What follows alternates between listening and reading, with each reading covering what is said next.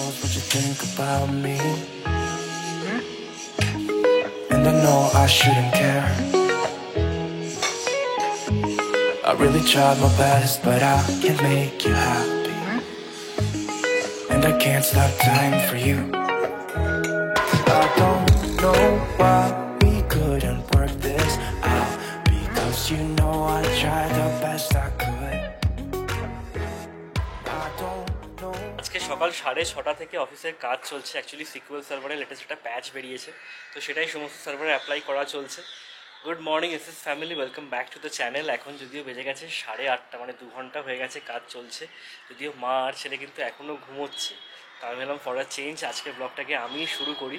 আর সত্যি কথা, বসন্ত যে এসে গেছে, বা এসে গেছে কি চলেও গেছে, গ্রীষ্ম এসে গেল মনে হচ্ছে।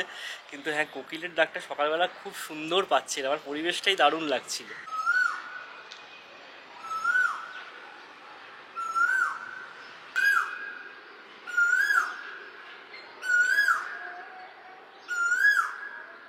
Good morning SS family, welcome back to the channel. আমি জানি ব্লগটা অলরেডি স্টার্ট হয়ে গেছে, মানে সৌরভ নাকি আজকে সকাল সকাল ঘুম থেকে উঠে ব্লগ স্টার্ট করেছে। না, ব্লগ স্টার্ট করার জন্য ঘুম থেকে ওঠেনি, অফিসের বেসিক্যালি কাজ ছিল। তো কালকে রাত্রিবেলা বলে শুয়েছে আমি তাড়াতাড়ি উঠবো। আমি দেখো উঠিনি, আমার এমনি সকাল সকাল উঠতে ভালো লাগে না, মানে আমি আর্লি রাইজার নই। আর তার উপর আজকে আমাকে ছেলে সুযোগ করে দিয়েছে, তো কেন উঠবো বলো। তো যাই হোক, এই জাস্ট উঠে চা খেলাম, মানে সৌরভ আমি আবারও একবার করে চা খেলাম। আর তোজোকে এখন ডাইপার ফ্রি দেওয়া হয়েছে, তাই জন্য ওকে এখন দেখানো যাবে না, তাই তো।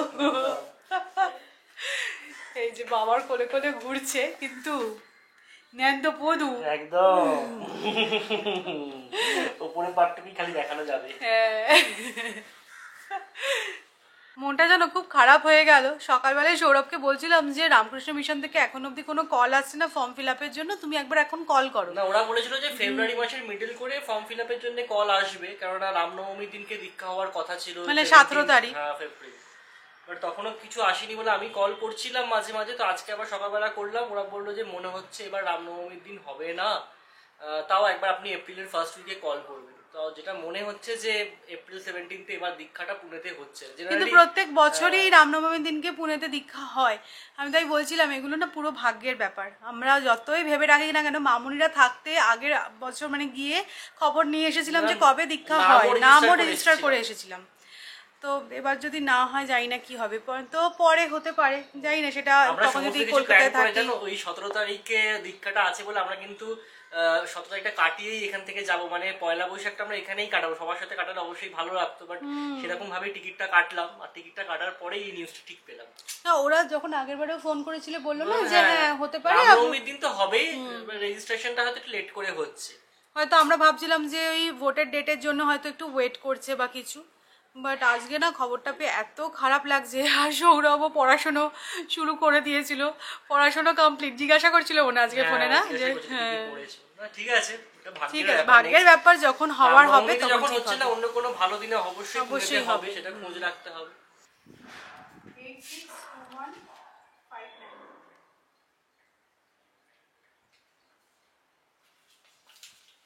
ডেলিভার হলো ফার্স্ট ক্রাই ফাইনালি। আমি না ভয় পাচ্ছিলাম যদি আজকে না আসে তাহলে পুরো কেস খেয়ে যেতাম, জিনিসটা অর্ডার করেও দিতে পারতাম না।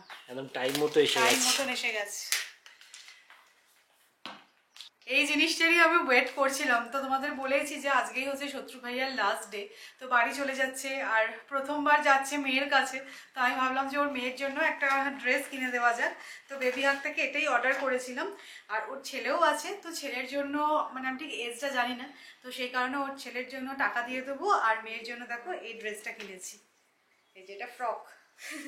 সুন্দর দেখতে হয়েছে না? হ্যাঁ, একেবারে নিটের একটা লেয়ার আছে, বেশ ভালো লাগছে দেখতে। তো এটা নিয়েছি, আর কিছু টয়লেট্রিজ আছে সেগুলো দিয়ে দেবো।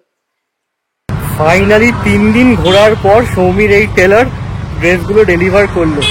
মানে এনার একটাই প্রবলেম, বিলে যেই ডেটটা লিখে দেবেন সেই ডেটে কিছুতেই ডেলিভার করবেন না, একবার ঘুরতে হবেই। তো ফাইনালি পেয়ে গেছি, এটাই অনেক।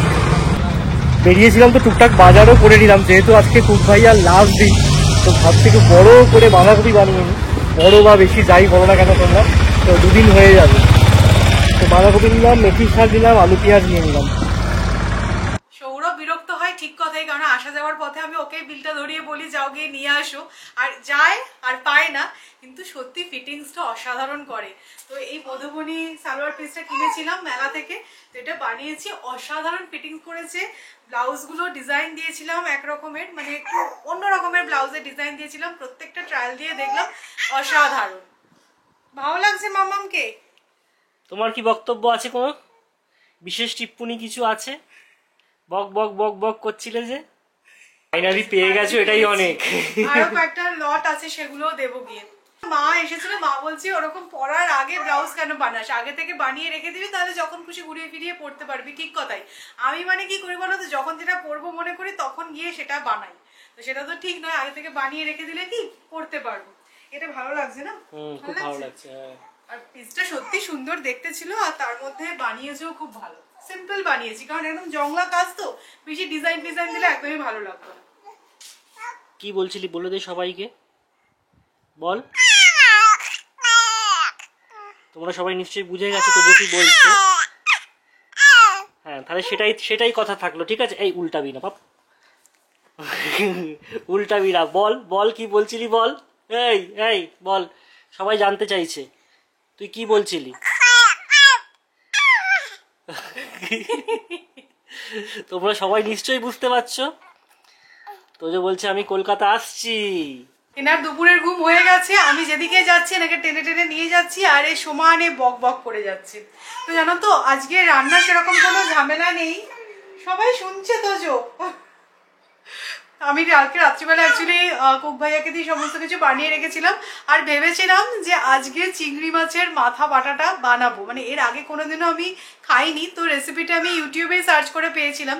বাট আজকে তোমাদের কমেন্টগুলো দেখলাম যে সৌমিত ওটা খেলে কিন্তু অনেক সময় পেটের সমস্যা হতে পারে, আর যেহেতু আমি ব্রেস্ট ফিড করাচ্ছি তাই জন্য আমার রিস্কটা নেওয়াটা উচিত হবে না।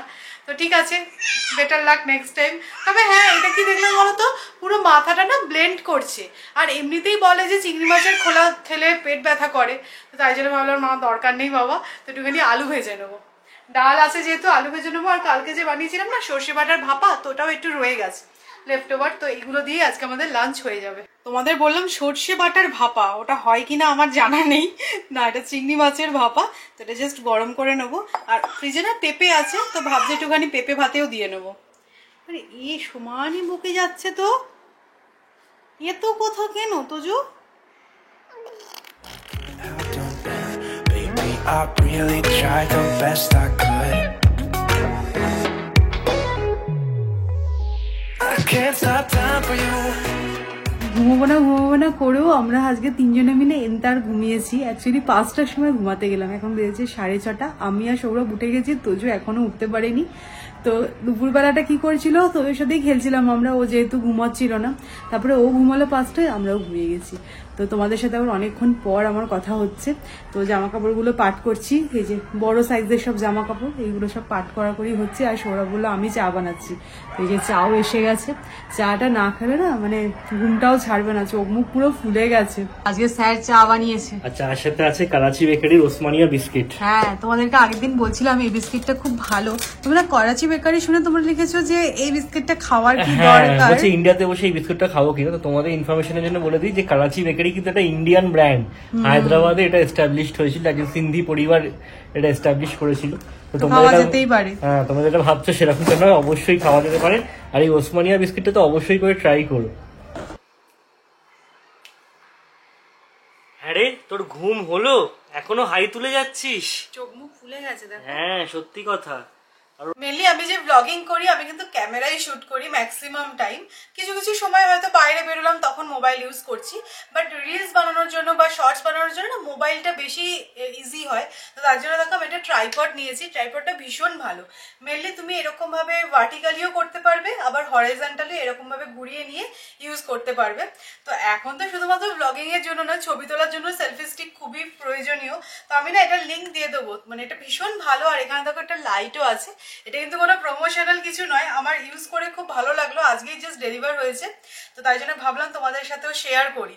তো সেলফি স্টিক হিসেবে তো ইউজ করাই যাবে, প্লাস যারা তোমরা রিলস বানাচ্ছো বা শর্টস বানাচ্ছো তাদের জন্য কিন্তু এটা খুব ভালো একটা ট্রাইপড।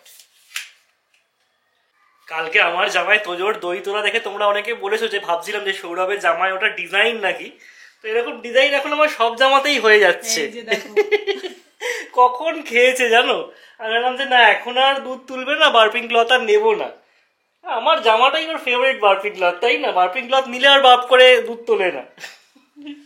বদমাস তো না, বদমাস হলে যা হয়। আর বাবা ছেলেতে চালিয়ে যাও, আমি কিন্তু আর ওর জামা ছাড়াতে পারবো না। কিছুক্ষণ আগে একটা চেঞ্জ করেছি, আবার আমি চেঞ্জ করতে আর পারবো না। ওর চেঞ্জ করতে হবে, আমাকে চেঞ্জ করতে হবে। তুমি ভিডিওটা বন্ধ করে একটা রুমাল নিয়ে আসো। আজকে জানো তো বড়নগর বাড়িতে ঠাকুর মশাই এসেছিল। মেনলি হচ্ছে গিয়ে তোজোর অন্নপ্রাশনে যে সমস্ত রিচুয়ালস গুলো আছে সেগুলো কি অর্ডারে হবে সেটা নিয়ে আর কি আলোচনা হচ্ছিল। না মেনলি টাইমিংটা জানা থাকলে না খুব সুবিধা হবে। মানে আমাদের কখন থেকে বসতে হবে, কারণ আমার একটা কাজ আছে নান্নি মুখে, সেটা করতে হবে। তার আগে তোজোকে নিয়ে সৌমিকে বসতে হবে, তারপর কলা তলা আছে, অনেকগুলো এরকম কাজ আছে যেগুলো পরপর হবে। লাস্টে গিয়ে মনে হয় হোম হবে। যাই হোক, সে সমস্ত কথা তো হয়ে গেল। বাট ঠাকুর মশাই একটা রিচুয়ালসের কথা বললেন যেটা জানি না করা যাবে কি করা যাবে না। হ্যাঁ, অ্যাকচুয়ালি কি বলতো, বলছে অন্নপ্রাশনে না নামকরণ বলে একটা রিচুয়ালস হয়, কিন্তু দেখো নামকরণ তো তোজোর অলরেডি হয়েই গেছে, ইভান ঘোষ। কেননা আমাদেরকে করতেই হতো, যেহেতু আমরা ট্রাভেল করবো, ওর একটা পরিচয়পত্র তো লাগবেই, সেই পাসপোর্ট হোক বা বার্থ সার্টিফিকেট বানাতেই হতো, তো নাম ওখানে দিতেই হতো। তো নামকরণ তো অলরেডি হয়ে গেছে, বাট ওইখানে আবার নামকরণ করলে অন্য কিছু ওঠে যদি, তাহলে কি হবে না হবে সেই নিয়ে একটুখানি ভাবছি। তো ঠিক আছে, দেখা যাক, বড়রা মিলে ডিসিশন যেটা হবে সেটাই। এখন ভেবে অত লাভ নেই। আর ইভান কি বলছে সেটা হচ্ছে, হ্যাঁ ইভান কি চাইছে সেটা হচ্ছে বড় কথা। ইভানের নামটা কিন্তু ইভানের পছন্দই হয়েছে মনে হয়, তাই জন্য আর ওই নামকরণ সেরিমনিটা হবে কি হবে না সেটা নিয়ে ভাবতে হবে। কারণ হ্যাঁ এমনি সমস্ত কিছু টাইমিং গুলো ঠিকই আছে, খাওয়ানোর টাইমিংটাও বলছে ওই দিনকার কি 2-2:30 অবধি হচ্ছে কি ভালো টাইম, তার মধ্যে খেতে বসতে হবে। তো টাইমিংটা অনেকটা সময় আছে। জেনারেলি অনেক সময় কি হয় ওই 11:30-12টার মধ্যে খেতে বসতে হবে, সেক্ষেত্রে তাড়াহুড়ো করতে হয়। বাট তোজোর অন্নপ্রাশনে সেসব কিছু করতে হবে না, একদম অল গিয়ার আপ একদম। কালকে মা গিয়ে ড্রেসটাও দেখে এসেছে তোজোর জন্য অন্নপ্রাশনে যেটা পড়বে, মানে উনি রেডি হচ্ছেন আস্তে আস্তে পুরোপুরি।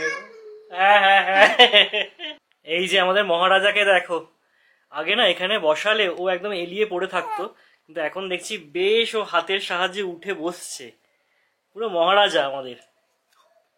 সন্ধ্যেবেলা সবাই মিলে এসেছি আমাদের গার্ডেনে স্ট্রোল করতে, আর তোজো তো মোটামুটি বিকেলবেলা বেরোতে ভালোই বাসে, ও খুব খুশি। তবে আজকে এখানে হাওয়া নেই, একদম হাওয়া নেই। কলকাতায় বৃষ্টি হচ্ছে, ওয়েদার খুব ভালো, আর পুনেতে ভালো গরম আছে। হ্যাঁ গরম, মানে দিনের বেলা তো বেরোনোই যাচ্ছে না।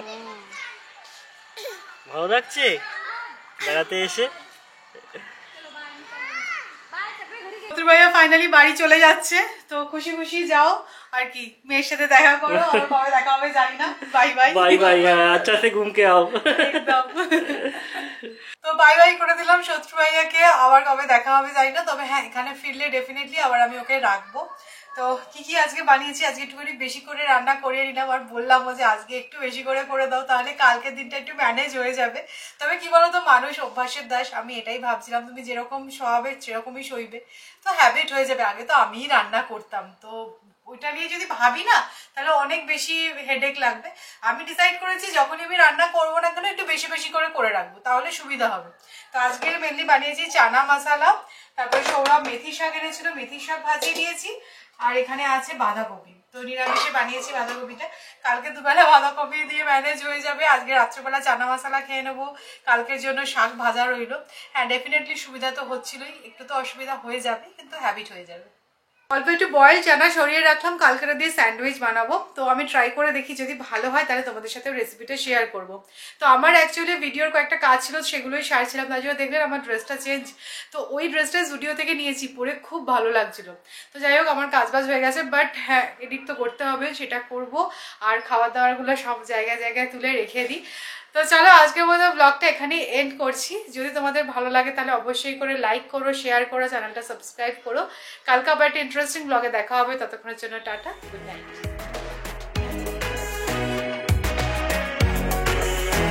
I can't stop time for you. I can't stop time for you.